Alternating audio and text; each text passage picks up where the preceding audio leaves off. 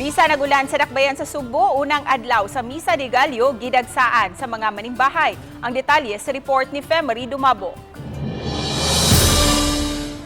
Sa daan pa lang atubangan sa Cebu Metropolitan Cathedral, makita na ang punsisok sa mga tao.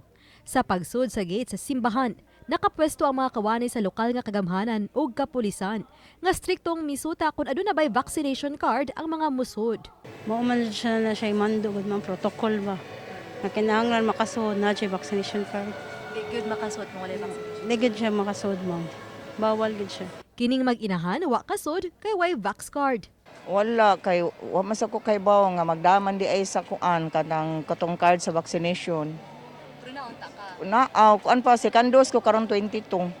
Ug sa sud na sa compound sa simbahan, adunay gitagana nga mga lingkuranan alang sa wa gyud kasud sa simbahan kay naabot na sa 50% ang seating capacity.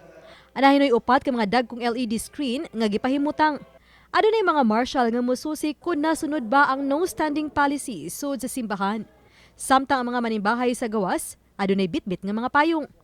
Bisan pa man kung gipaubos na sa storm signal number 2 ang tibok Subo karong buntaga ug gani na sinati na ang mga pag-ulan, wala kini panumbalinga sa mga Sugboanon nga nisungasong sa pagsimba sa unang Misa de Gallo. Kay alang kanila, mas kusgan ang ilang pagtuo ngadto sa kahitasan.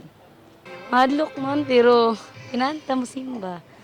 Kaya para sa kuan, ayuhan na ito, wala pa sa Ginoo. Madam pa yung Hinon hinay nga pag-ulan pa ang nasinati ganihang kadlawon. Human sa misa, libreng init nga lugaw ang gidalit alang sa manimbahay.